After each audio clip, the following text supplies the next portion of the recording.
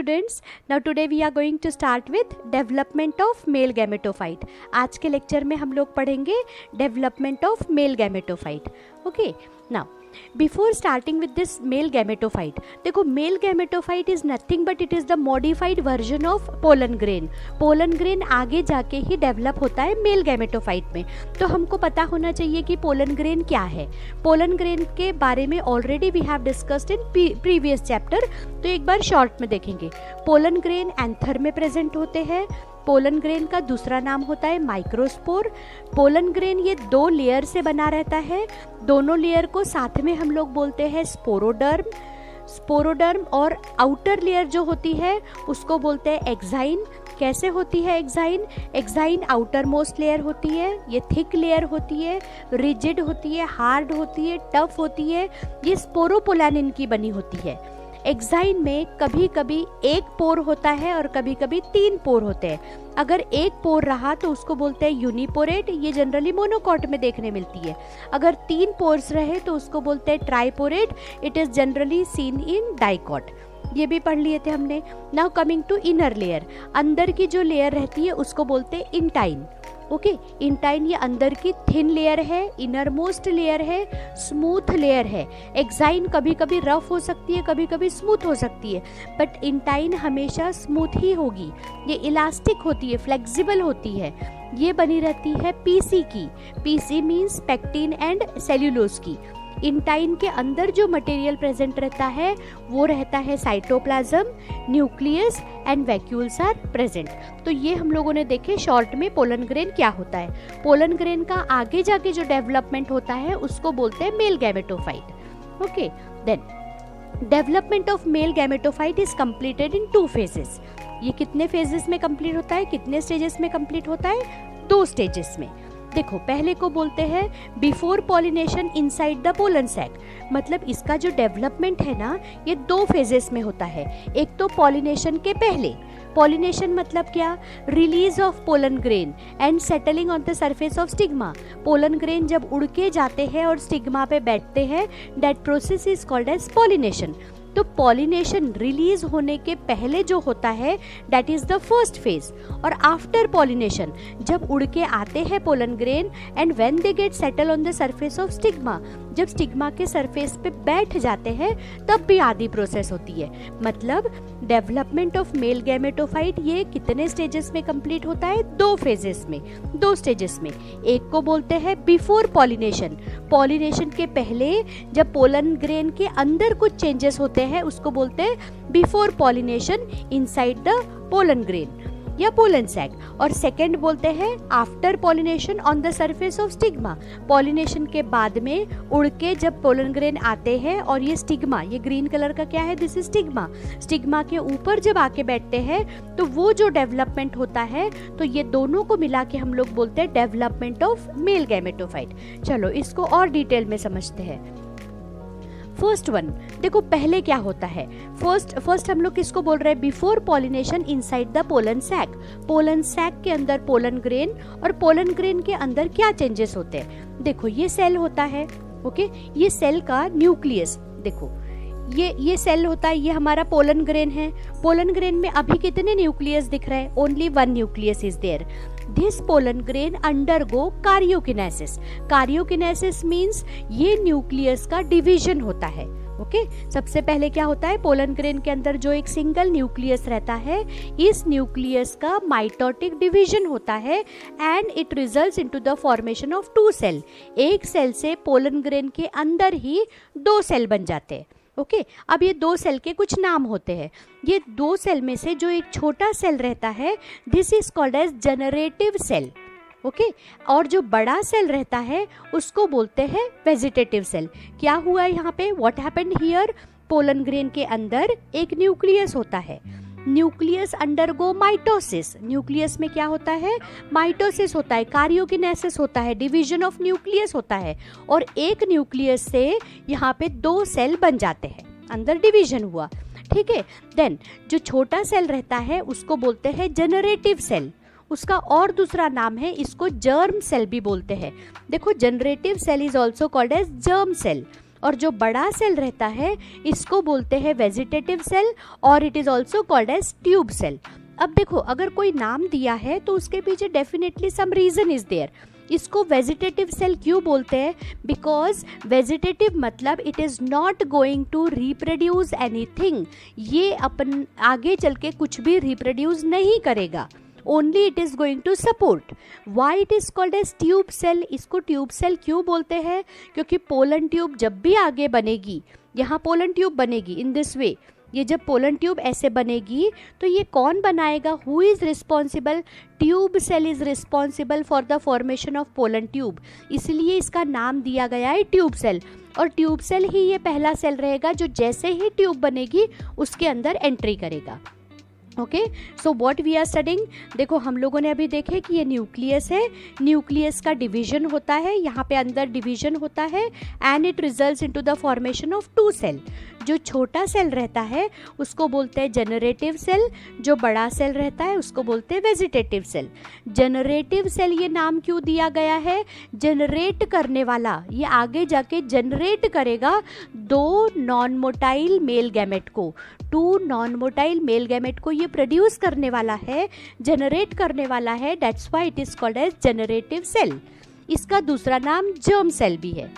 जो बड़ा सेल है उसको क्या बोलते हैं? उसको बोलते हैं वेजिटेटिव सेल। वेजिटेटिव सेल मतलब it is not going to reproduce anything, कुछ भी रिप्रोड्यूस नहीं करेगा। ओके, इसको भी बोलते हैं, दूसरा नाम है इसको ट्यूब सेल भी बोलते हैं।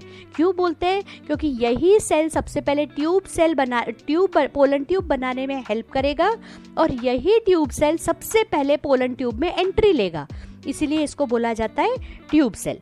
ओके, अब ये जब दो सेल बन जाते हैं, देखो इसमें और एक चीज है, ये जनरेटिव सेल दिखने में छोटा है बट इसके पास में न्यूक्लियस बहुत बड़ा होता है। ओके, एंड वेजिटेटिव सेल ना, उसके पास में अपनी सेल वॉल नहीं रहती, पूरे स्पेस को ये ऑक्यूपाई करके रख लेता है। ओके, जनरेटिव सेल छोटा है, इसके पास में न्यूक्लियस बड़ा है। वेजिटेटिव सेल बड़ा है पर इसके पास न्यूक्लियस इरेगुलर शेप का है, इसके पास बहुत सारे वैक्यूल्स होते हैं to store the food material और वेस्ट मटेरियल। और ये जो जनरेटिव सेल होता है ना, ये अलग से नहीं होता, ये साइटोप्लाज्म में, जो वेजिटेटिव सेल का साइटोप्लाज्म रहता है यहाँ पे ये फ्रीली घूमता रहता है।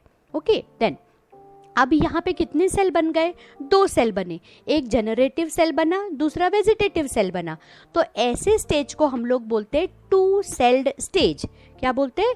Two celled stage. इसका मतलब होता है कि पोलन ग्रेन मैच्योर हो गया and it is ready to release. इसका मतलब होता है पोलन ग्रेन मैच्योर हो गया और अब वो उड़ने के लिए, बाहर जाने के लिए रेडी है। देखो यहाँ पे टू सेल्ड बन गए, टू सेल बनने के बाद में ये जो स्टोमियम रहता है ये ब्रेक हो जाती है यहाँ की वॉल और सारे पोलन ग्रेन यहाँ से बाहर रिलीज हो जाते हैं। ये ना 60% प्लांट्स में टू सेल्ड स्टेज पे ही पोलन ग्रेन मैच्योर होके उड़ जाते हैं और नियर अबाउट 40% प्लांट में 3 सेल्ड स्टेज होती है। अब 3 सेल्ड में क्या होता है? टू सेल तो समझ गया, जनरेटिव सेल और वेजिटेटिव सेल, ये दो सेल बने, इसीलिए इसको बोल रहे हैं हम लोग two cell stage. 3 cell stage मतलब जनरेटिव सेल यहाँ पे ही दो मेल गैमेट को जन्म दे देता है। जनरेटिव सेल क्या करता है? यहाँ पे ही दो मेल गैमेट को प्रोड्यूस कर देता है, जनरेट कर देता है। तो देखो, दो मेल गैमेट और एक वेजिटेटिव सेल, कितने? 3 सेल हो गए। तो उसको बोलते हैं हम लोग 3 सेल्ड स्टेज। बट ज़्यादातर plants, near about 60% plant two celled जब जैसे ही बनती है वो मैच्योर हो जाते हैं और वो यहाँ से बाहर उड़ जाते हैं स्टिग्मा पे सेटल होने के लिए। Okay, so in this slide we have seen कि वेजिटेटिव सेल और जनरेटिव सेल कैसे बनता है। ओके, देन अब देखो, ये पोलन ग्रेन मैच्योर हो गया, वो आके कहाँ बैठा? It settle on the surface of stigma. देखो ऐसे उड़ के आया और ये जो स्टिग्मा है ना, स्टिग्मा के ऊपर आके पोलन ग्रेन बैठ गया। अब पोलन ग्रेन मैच्योर था इसीलिए वो उड़ के आया। अब स्टिग्मा भी मैच्योर होना चाहिए। स्टिग्मा मैच्योर होगा ये हमको कैसे पता चलेगा? जब यहाँ से शुगरी वाटर, मीठा पानी, रस, या फिर उसको स्टिग्मैटिक सिक्रीशन भी बोलते हैं, जब शुगरी सिक्रीशन वो सिक्रीट करता है, इसका मतलब stigma is also mature. Okay, क्या कंडीशन होती है यहाँ पे? पोलन ग्रेन भी मैच्योर होना चाहिए और स्टिग्मा भी मैच्योर होना चाहिए। तो पोलन ग्रेन उड़ के आते हैं and they get settle on the surface of stigma. ठीक है, बैठ गए। अब वो क्या करते हैं, जैसे ही वो पोलन ग्रेन स्टिग्मा के ऊपर बैठ गए, ये जो जर्म पोर रहता है, यहाँ पे पोर रहता है, तो it start sucking the sugary water, यहाँ से शुगरी वाटर को अंदर सक करना शुरू करता है। ओके, जैसे ही वो शुगरी वाटर को अंदर सक करता है तो यहाँ पे अंदर शुगरी वाटर जाने के कारण प्रेशर क्रिएट होता है अंदर। ओके, अब देखो ना, प्रेशर क्रिएट हो रहा है मतलब ये फूलता जा रहा है। बट एक्साइन कैसी है, एक्साइन तो हार्ड है, ये तो आगे एक्सपांशन इसका नहीं होगा। इंटाइन सिर्फ फ्लेक्सिबल है।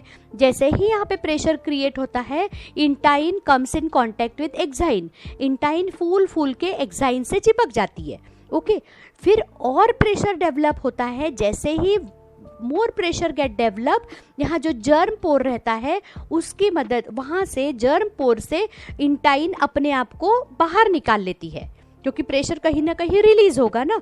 तो वो जो जर्म पोर रहता है, अब देखो 3 भी अगर जर्म पोर रहे तो एक ही में से पोलन ट्यूब बाहर निकलेगी। अगर एक पोर है तो naturally it will come out through 1 pore only, एक जर्म पोर है तो एक ही जर्म पोर से बाहर निकलेगी। पर अगर ये ट्राइपोरेट भी है, 3 जर्म पोर भी है, तो तीनों में से पोलन ट्यूब बाहर नहीं निकलेगी। Pollen tube will come out through 1 germ pore only, pollen tube एक ही जर्म पोर से बाहर निकलेगी। देखो ये निकल गई। ओके, अब जैसे ही पोलन ट्यूब, क्यों बोल रहे हैं हम लोग इसको pollen tube, because this is the tube of pollen grain. ये किसकी ट्यूब है, पोलन ग्रेन की ट्यूब है, इसलिए हम लोग इसको पोलन ट्यूब बोल रहे हैं। It is also called as germ tube. क्यों इसको बोल रहे हैं, क्योंकि ये जर्म पोर से बाहर निकल रही है, इसलिए इसको जर्म ट्यूब भी बोलते हैं। ओके, अब ट्यूब न्यूक्लियस की या ट्यूब सेल की कंडीशन क्या थी कि ये सबसे पहला सेल होता है जो कि ट्यूब बनेगी वैसे ही एंटर करेगा। तो सबसे पहले कौन एंटर करता है ट्यूब बनने के बाद में, ट्यूब सेल एंटर करता है। It is followed bye cytoplasm, वहां पे फिर साइटोप्लाज्म भी आना शुरू हो जाता है नीचे की डायरेक्शन में। और थर्ड कौन आता है वहां पे, जनरेटिव सेल। और जनरेटिव सेल ना ऑन द वे जैसे ही नीचे आते रहता है, वो 2 मेल गैमेट बनाने के लिए प्रोसीजर स्टार्ट कर देता है। ओके, सो यहाँ पे क्या हुआ, what we have studied, pollen grain mature हो गया था, हम लोगों ने यहाँ देखे पोलन ग्रेन मैच्योर हो गया था, 2 सेल का हो गया था जनरली। फिर ये जब मैच्योर हो गया तो स्टोमियम की वॉल ब्रेक हो जाती है, पोलन ग्रेन उड़ गए। उड़ने के बाद में पोलन ग्रेन कहाँ आके बैठे, pollen grain comes and settle on the surface of stigma, stigma के ऊपर आके बैठ गए।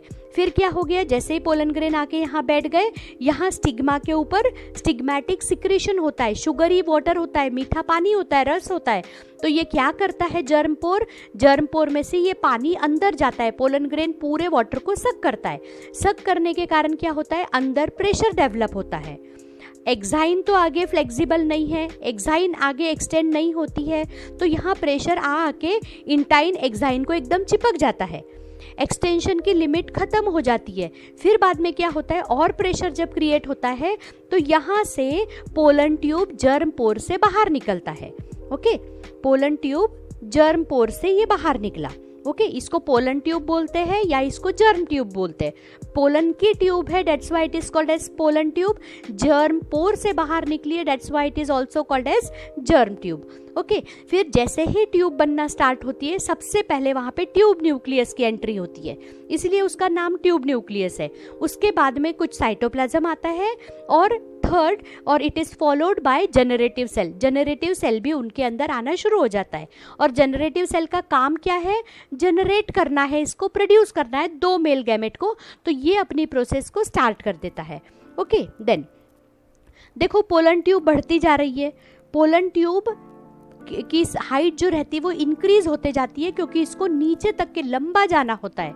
ओके, ट्यूब न्यूक्लियस आ गया, और देखो generative cell on the way only, रास्ते में ही जनरेटिव सेल से बन जाते हैं 2 मेल गैमेट।